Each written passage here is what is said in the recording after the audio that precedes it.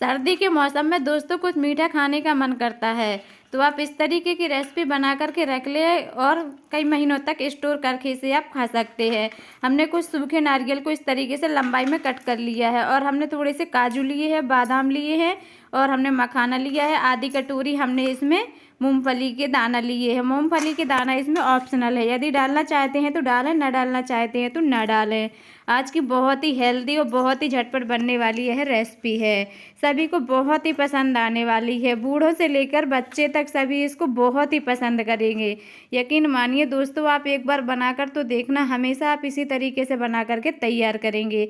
Healthy भी होगी और टेस्टी भी होगी और झटपट बन करके भी तैयार होगी। देखो हमने इस तरीके से पतले पतले टुकड़ों में नारियल को कट कर लिया है। यदि आप इनको कद्दूकस करना चाहते हैं तो बुरादा बनाकर भी इसको तैयार कर सकते हैं। देखो जो हमने मूंगफली के बीज लिए हैं, मूंगफली के बीजा को हमने कच्चा लिया है। यदि आपके पास भुना हुआ मूंगफली का बीजा हो तो आप भुने हुए मूंगफली के बीजा को भी ले सकते हैं, नहीं तो आप बाद में भी मूंगफली के बीजा को भून सकते हैं। काजू किशमिश यदि आप इसमें डालना चाहते हैं तो किशमिश भी आप इसमें डाल सकते हैं। और ड्राई फ्रूट्स है, जो ड्राई फ्रूट्स आप अपनी इच्छा के अनुसार कम या ज़्यादा कर सकते हैं। गैस पर हमने कढ़ाई रख दी है, कढ़ाई में हमने इसमें घी या ऑयल कुछ भी नहीं डाला है।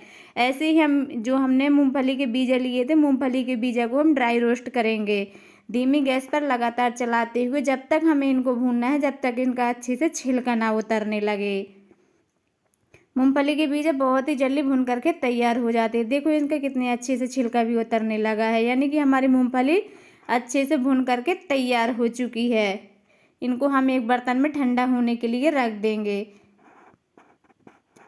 देखो हमने मूंगफली को ठंडा होने के लिए रख दिया है और दोबारा से हमने कढ़ाई गैस पर रख दी है। अब हम इसमें थोड़ा सा घी डालेंगे।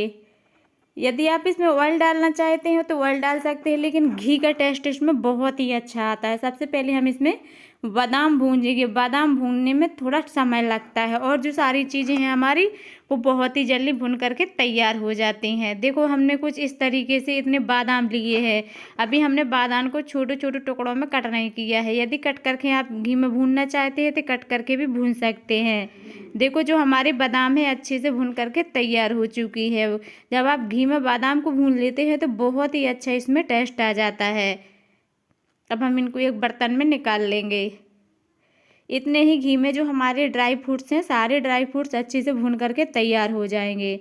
इन ड्राई फ्रूट्स में बहुत ज़्यादा घी नहीं लगता है, सिर्फ जो हमने मखाने लिए हैं मखाने में थोड़ा ज़्यादा घी लगता है। और जो हमारे सारे ड्राई फ्रूट्स है वो तो बहुत ही कम ऑयल में या घी में भून करके तैयार हो जाते हैं। हमने इसमें काजू डाल दिए है। काजू के साथ में ही हमने जो गरी को इस तरीके से पतले पतले टुकड़ों में कट किया था उसी के साथ में हम गरी को भी भून लेंगे। ये सारी चीज़ें बहुत ही जल्दी से भून करके तैयार हो जाती है और मीडियम या लो गैस पर ही हमें भूनना है। देखो हम इस तरीके से भूनना है, इसमें बहुत ज़्यादा कोई कलर नहीं लाना है, इतने में ही इनका बहुत ही अच्छा टेस्ट आ जाता है। अब हम लास्ट में मखाना भून लेंगे। जितना घी बचा है उस मखाने में सारा घी हमारा आ जाएगा। मखाने तो बहुत ही जल्दी भून करके तैयार हो जाते हैं। यदि आपके पास कोई और ड्राई फ्रूट्स हो तो आप इसमें कोई और ड्राई फ्रूट्स भी डाल सकते हैं। देखो जो हमारा थोड़ा सा घी बचा है इस घी को हमें निकालना नहीं है। इसी घी में हम 2 कटोरी गुड़, जिस कटोरी से हमने मूंगफली और ड्राई फ्रूट्स लिए थे उसी कटोरी से हमने 2 कटोरी इसमें गुड़ डाल दिया है। ड्राई फ्रूट्स और हमारे मूंगफली के बीज 3 कटोरी थे, हमने 2 कटोरी इसमें गुड़ डाला है। यदि आप इसमें 3 कटोरी गुड़ डालना चाहते हैं तो 3 कटोरी भी गुड़ डाल सकते हैं। और धीमी गैस पर देखो जो हमारा गुड़ है अच्छे से मेल्ट हो चुका है।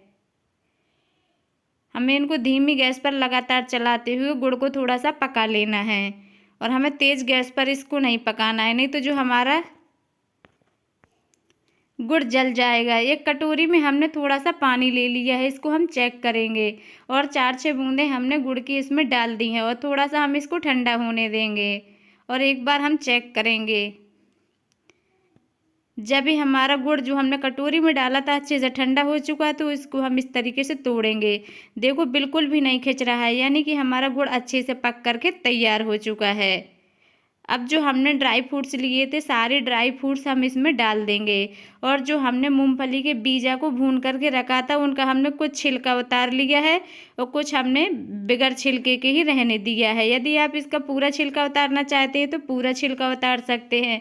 यदि आपको बिल्कुल भी छिलका नहीं उतारना है तो कोई ज़रूरी नहीं होती है। आप इस तरीके से सारी ड्राई फ्रूट्स को अच्छे से मिक्स कर दें और गैस को हम धीमा कर देंगे या फिर बिल्कुल बंद कर देंगे और अच्छे से ड्राई फ्रूट्स को हम इसमें मिक्स कर देंगे। गुड़ तो हमारा अच्छे से पक चुका है। अब हम इस तरीके से देखो हमने सारे ड्राई फ्रूट्स को अच्छे से मिक्स कर दिया है। जब तक हमने इसकी और आगे की तैयारी कर करके रख ली थी। एक बर्तन में हमने घी लगा करके पहले से रख लिया था। देखो हमने इस थाली में पूरी थाली में अच्छे से घी लगा लिया था और हमने जो गुड़ की पपड़ी बनाई थी उस पपड़ी को हम इसमें डाल देंगे और अच्छे से चारों तरफ से फैला देंगे।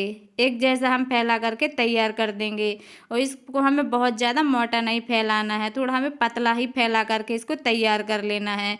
थोड़ी देर तक या तो हम इसी तरीके से छोड़ देंगे या हम फ्रिज में रख देंगे, जिससे जो हमारी ड्राई फ्रूट्स की चिक्की है अच्छे से ठंडी हो जाएगी। देखो इस तरीके से जब ठंडी हो जाती है तो निकलती है।